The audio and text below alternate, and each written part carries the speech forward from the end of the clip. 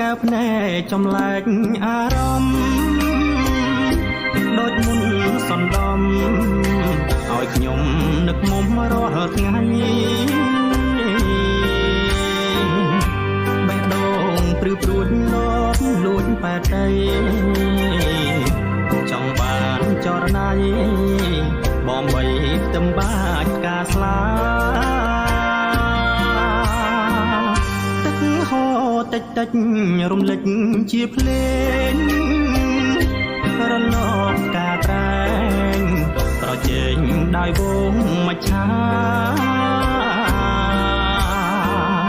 រៀមកញ្ញាសំលៀមសសៀងវាចាផ្ដាំតាមវាតាប្រាប់ថាចិន្តាមេត្រីរំដួលព្រៃនប់ជុំពុប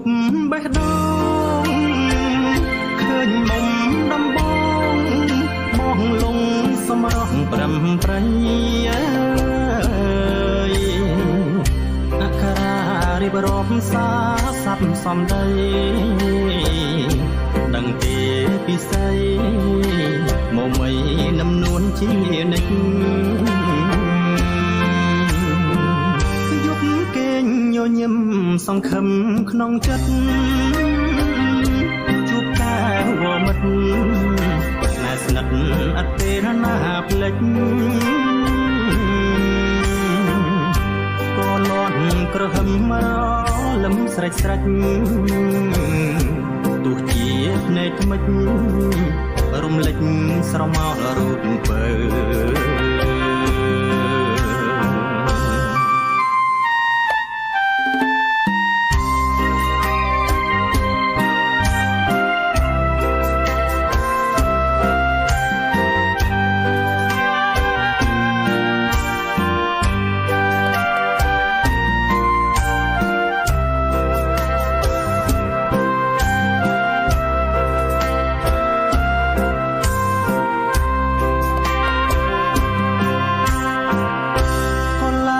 ភូមិផានផ្ញើប្រានបានទេសុំក្បែរមាសមេខួនថែរំដួលឆោមឆ្លើយបាននួននាងព្រមសូមស្ដីចែចើចៅមហាជាផ្លូវនាំទៅរៀបការត្រានត្រា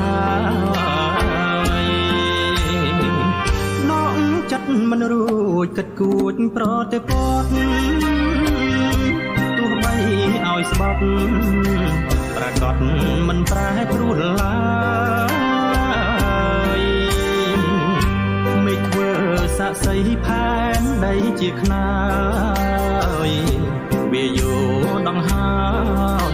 អូនអើយចម្លើយសែនស្មោះ